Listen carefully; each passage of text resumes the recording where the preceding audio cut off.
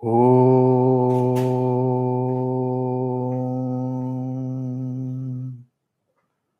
Agne Vratapate Vratam Charishyami Tachhakeyam Tanme Radhyatam Idamahamanrutat Satyamupayami Om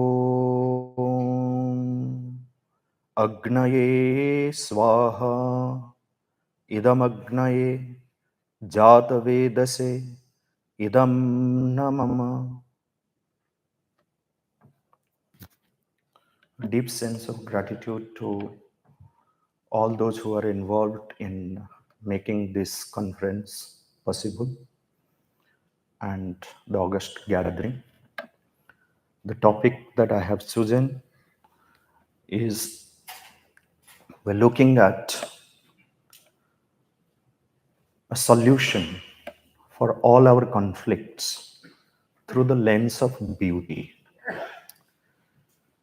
So the focus is going to be on Saushamya, Samarasya, and Samatva. And I will also highlight the idea of rhythm, without which Saushamya, Samarasya, and Samatva will not have its own foundation.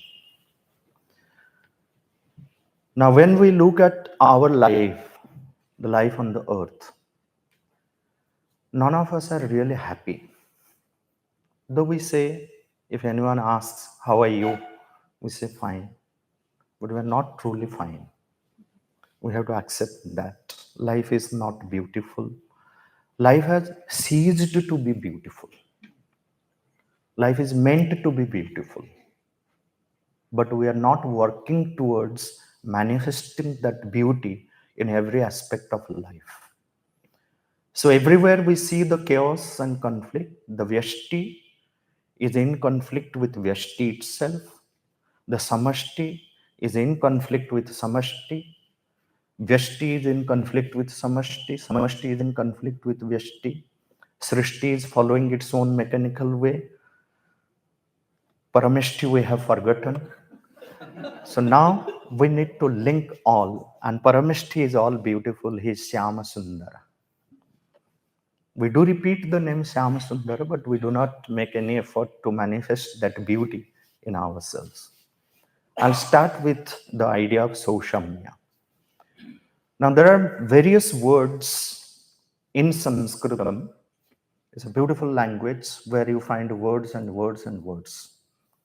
For every object, you have more than 100 words, 1,000 words.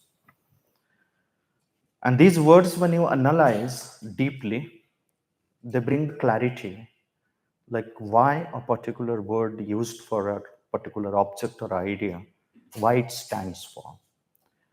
So we have words like Saundarya, Ruchi, Charu, Charuta, and so many words, but I have chosen consciously the word Saushamya.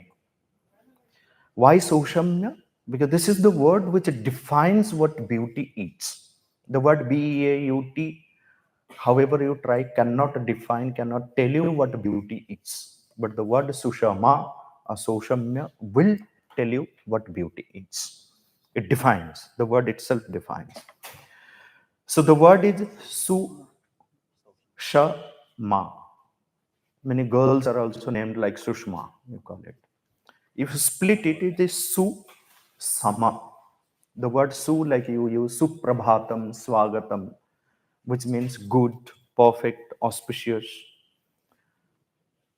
And Sama refers to anything which is equal, anything which is harmonious.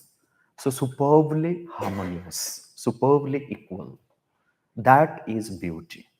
Because beauty and harmony, they're like two sides of the coin. You cannot separate. Wherever there is no harmony, there is no beauty. This is where comes the role of Samarasya. I'll come to that point, but let me explain this beauty. Superbly equal. What does it mean? How do we translate this into when we look at ourselves, when we analyze ourselves.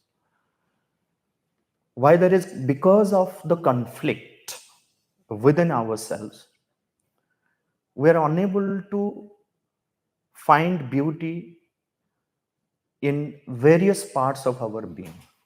There is no beauty in our physical movement. There's no beauty in our pranic satta, in our vital movements, in our emotional and sensational being. There's no beauty in our manomaya chetana, no beauty in our thoughts, in our imaginations, in our creativity. So we have lost that sense of beauty because none of these parts of beings are in alignment with each other. There's so much of disconnect. Who is going to connect it? So that's a point which will emerge towards the end when I conclude my deliberation. So we have to establish this beauty by bringing harmony, samarasya, in each part of our being. When we call each part of our being, that also like we need to understand that we have a physical aspect of ours. We have a pranic, emotional, sensational aspect of ours. We have a mental, psychological part of our being. We are not conscious of many parts, many layers. There also, like in the physical also, there are many layers. In the pranic satta also, there are many layers. In the manomaya satta also, there are many layers. We need to dig deep into every layer and then find out the conflict is removed from every part of our being. Then we need to know the nature of each part of the being. The physical, the very swabhava of physical in the ordinary state is inertia, lethargy, obstinacy. That's why hatha yoga. So you have to have a rigorous program for the physical to bring that rhythm, that harmony, that beauty in the movement. Strength and suppleness, like Sri Aurobindo. So I come from Pondicherry, and I've been living there for 3 decades, and I'm familiar with Sri Aurobindo's writings. So he says in one of his stutis, in Durga Stuti, he says, "O mother, give in the body the strength of Asura, but in the Hridaya, Deva Bhava."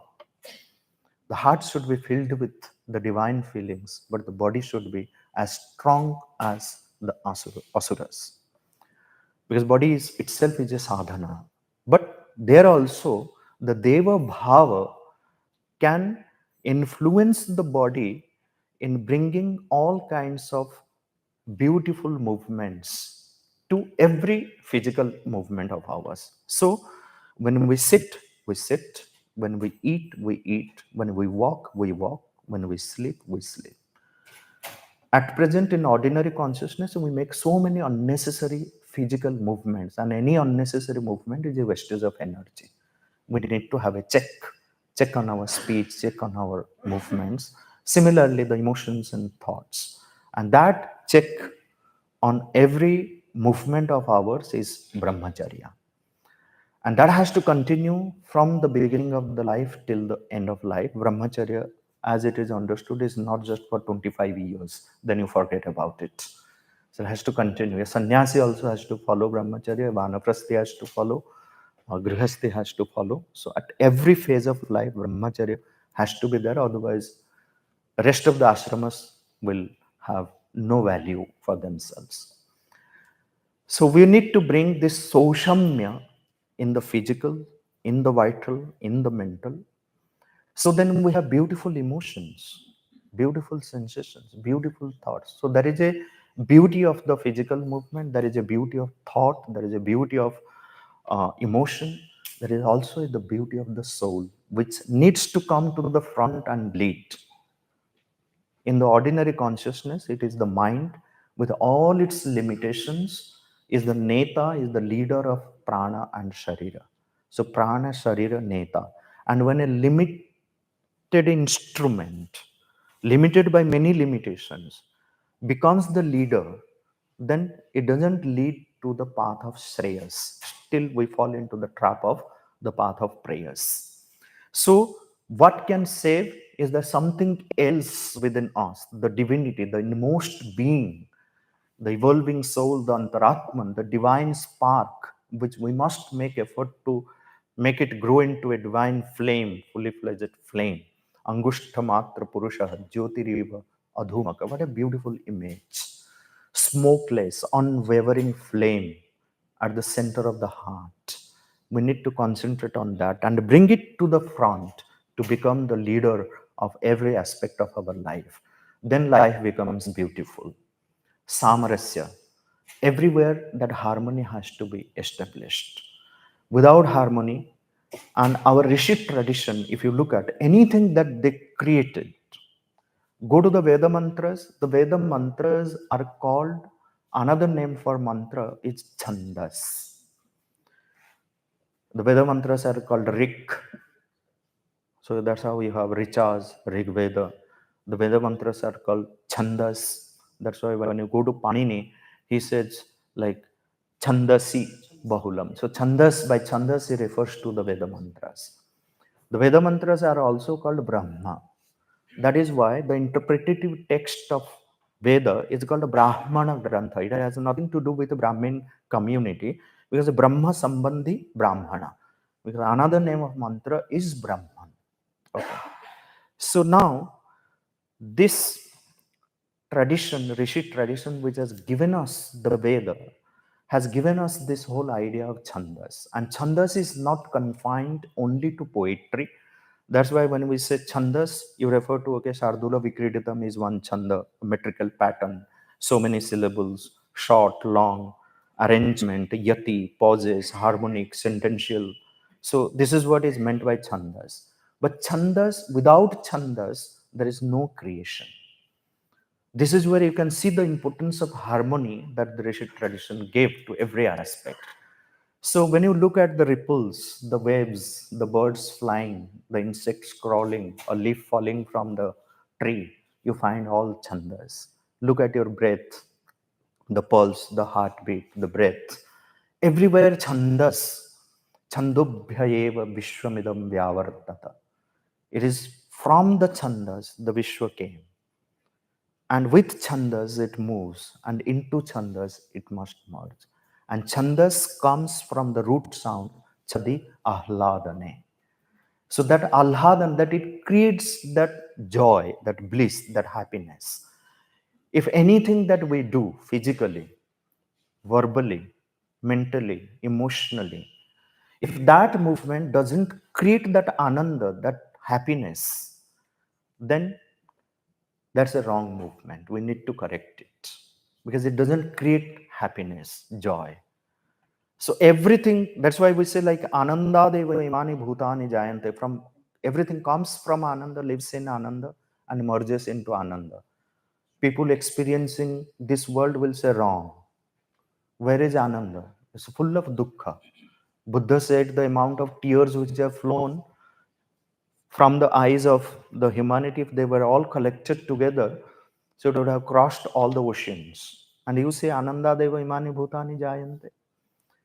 Why we are not experiencing that Ananda is that we have fallen into a state of disharmony, fallen into a state of narrowness, fallen into a state of where we are unable to, we find it difficult to experience the Ananda. That is the state of dukkha. Kha is Ananda. Kha is Akasha, space. And whatever is expanded is Ananda. So when we are relatively in a narrow state of consciousness, we find it difficult to experience the ever existing Ananda, and we call it dukkha. When we are relatively in an expanded state of consciousness, we find it easy to experience the Ananda, we call it a sukha. Su means easy, easy to attain. So these are two different states, sukha and dukkha. Jiyo vai bhuma tat sukham. And in order to get into that state of bhuma, we need to contemplate on soshamya, samarasya, and samatva. That's why Krishna says samatvam yoga uchyate. Dukkheshvanudvigna manaha sukheshu vigata spruha. Sthira buddhi, asammudha. Then only we attain to that. And the idea of rhythm, which later gets translated into the idea of dharma. So, Satyam, Ritam, Brihat are the three words which defines our civilizational, the core value of our civilization. Satyam is our existential truth. Ritam is truth in action, where one finds order, chandas, ananda, everything falls into the right track with rhythm. Rhythm is all about order. Rhythm is all about harmony. Rhythm is all about beauty. Rhythm is all about purity. Rhythm is all about dynamism. So, truth in action is rhythm. And where does it lead? It leads to the state of Brihat. And Brihat, and these three define, as the Rig Veda says, Swam praying Agni, it says Vardhamanam Svedame. This whole idea of Swam Damam, one's own home. So we must return to our own home, Gharvapsi. The true Gharvapsi is attaining to Swam Damam, Satyam Ritam Brihat. So that's why I say I had written a small poem, just one single line in Sanskrit. Samayati yada prabhu bhavestvam sviye nilaye. It means when God visits you, he must find you at home. Thank you.